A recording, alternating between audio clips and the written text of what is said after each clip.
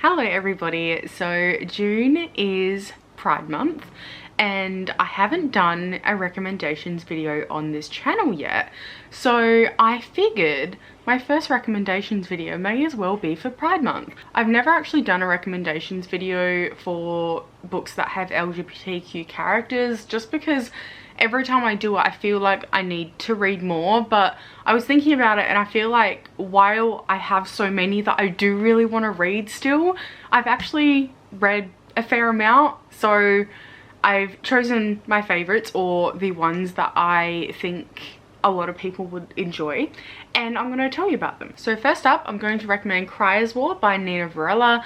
This one is part of a duology. This is the first book. This features a sapphic romance between a human and a automaton who, in this world, the humans and the automata, they really hate each other because the automata ended up taking over the humans and kind of treated them as second-class citizens. Like, they overtook their human creators. So there's this really interesting class divide and it's set in a fantasy world. This one is enemies to lovers. It's definitely slow burn. So the romance between the two main characters literally spans over the two books. Like, it is so slow burn, like you would not believe, but it is so precious and it is so beautiful to read about. So Ayla is the human and Krya is the automaton, and the tension between the two of them is just next level. Like, it is so well done, so well written, and it's only a duology. So if you're looking for a sapphic fantasy romance, I definitely recommend this. Next up, I have another romance. This is a male-male romance between Dev and Charlie,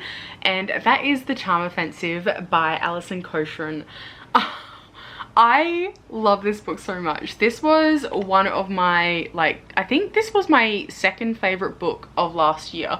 Like, I absolutely adored this. If you've seen any reality TV dating shows, say The Bachelor, for example, if you've wondered what would happen if the main star of The Bachelor fell in love with a producer, that is the premise for this book. And oh my god, it was so good. Riri, baby. Oh, thank you. Hang on, I have to throw this cat toy. As I was saying, this is such a beautiful, well-written, emotional rom-com, and I loved every second. It also has really good mental health representation and discussions in here. So Dev, who is one of the producers on the show in this book, he really suffers with depression. You see Dev go through a depressive episode in here and it's really heartbreaking, and at times it was a little bit hard to read, so trigger warning for that, but it was so well done and so realistic as well. The Bachelor contestant on here also has really bad anxiety, like debilitating anxiety. That was also really refreshing to see, and it was really interesting to read about, especially in the context of being on a TV show and why he was there in the first place and how he interacts with the girls on the TV show and everything. And it was so wonderful to read, and I loved every second. I literally have a video of me sobbing and bawling my eyes out over this book, like just the ending alone. And this book like tore me to pieces, but like in the best way possible. Highly recommend. It's so good, so much fun. I loved it. My next recommendation is a book that I haven't read in a few years, but I remember really loving it, and that is Radio Silence by Alice Oseman. You might know of Alice Oseman from Heartstopper, which was recently made into a Netflix TV show.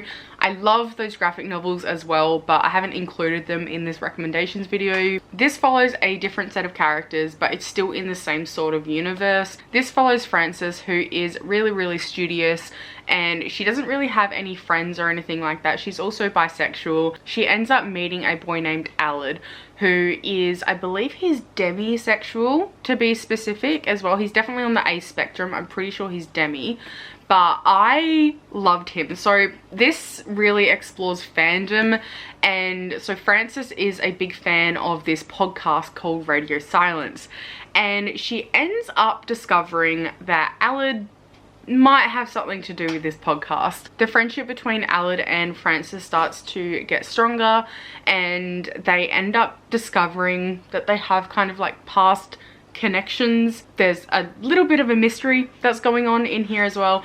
It's just, I remember it being such a joy to read. If you're looking to read more from Alice Oseman after Heartstopper, or even if you just want a cute book, I definitely recommend Radio Silence. The next book I am recommending is the first in a series, and that is Every Heart a Doorway by Shauna Maguire.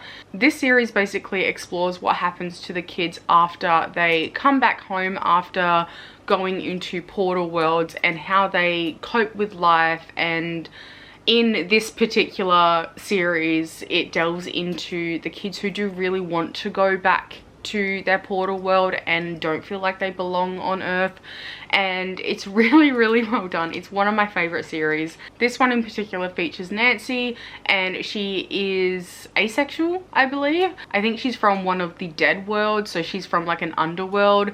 And there are so many really cool descriptions of each of the worlds that these kids are from. There's also a trans side character in here as well, and he gets more of his story shown throughout the other books in the series as well. They all kind of like link together. This one doesn't necessarily have a focus on Nancy's asexuality, but it is explicitly stated, which I feel like doesn't happen a lot, especially with the asexuality spectrum.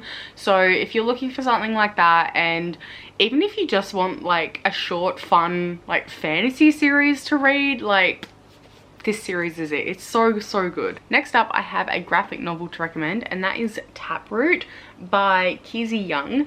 And this is a really simple, beautiful story between a gardener and a ghost. This follows a ghost named Blue who cannot move into the afterlife because he is in love with his friend Hamal, who is still living, unfortunately for him. But luckily for him, Hamal can actually see him and see ghosts and interact with him. They end up falling closer and discovering that there is something else happening in the town, and they end up solving this together and simultaneously fall in love. A lot of the illustrations do have like this blue like color palette, and it's just really, really, really pretty. This is so well illustrated and so well written. I remember having such a fun time reading this.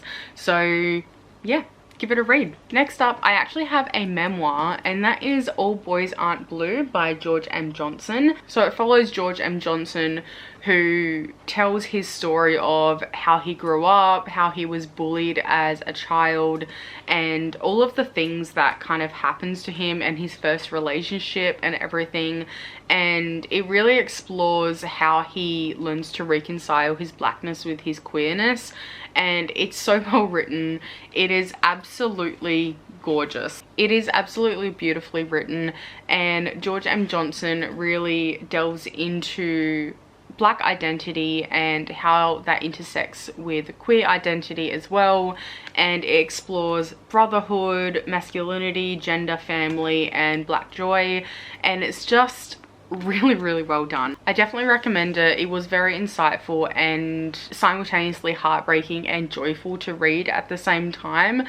I would recommend looking up trigger warnings for this one. I do remember there being quite a few, but overall, if you look those up and you think you're okay with it, definitely recommend this one. The next book I recommend is Let's Talk About Love by Claire Kahn. This follows a Black biromantic asexual woman named Alice, and I believe she works in a library on her summer holiday, and she has just broken up. Well, she didn't break up with her girlfriend, just broke up with her really recently, and so she's kind of trying to get over that, and she ends up meeting a boy named Takumi, and I loved him so much. She ends up falling for him, and there is a lot of discussion explicitly about asexuality and what that means in here as well. So if you're looking for something to try and understand it a little bit better, I would definitely recommend this one. The main character Alice is so much fun to read. I absolutely loved her. I would like to be her friend. I remember really loving the love interest Takumi as well, and the whole library setting as well that a lot of it takes place in. It's just so much fun. The last book that I really want to recommend for this video is I Wish You All the Best by Mason Diva, and I love this one so much as well. Like, this one, I remember it just feeling like a warm hug. Like, there is a lot of traumatic stuff that happens to the main character in this book, but overall it's so cozy and nice to read. I remember this bringing me so much joy by the end of this that it has stuck with me ever since. This follows a non-binary teen named Ben, and Ben ends up getting kicked out by their parents, and they're kind of forced to move in with their sister, who's thankfully very, very supportive. As a result of being kicked out by their parents, Ben ends up moving to a new school and ends up seeing a psychologist for the first time, and has to try and navigate all of these different new things. So new friends and a new environment, while also having just come out as non-binary for the first time and then being kicked out. That all happens at the very, very start of the book, but then Ben ends up meeting a boy named Nathan, and their romance just blossoms. It's like a friends to lovers sort of romance, but it's so beautiful. I adored this book so much. I really, really, really loved the discussions about therapy in here and how Ben learns to cope with everything, and the family dynamics as well, especially with Ben's sister. I loved reading about that, and I loved all of the relationships that were kind of explored and discussed in this book. I think the author did a really, really brilliant job at kind of exploring those. Again, it's a little bit traumatic in some parts, especially because of the prejudice that Ben faces, but overall it really does make you feel hopeful and joyful by the end of it, and I remember loving this so much. I should give this a reread. I highly recommend this one. Alright, so they are all of the books that I recommend for this video. I hope you have a very happy Pride Month. Let me know down below what your favorite queer books are and what you would recommend me to prioritize. I would love to hear it, and I'd love to talk in the comments. I will leave all of my social media down in the description box below as well. I hope you have a fantastic day or night, and I'll see you all next time.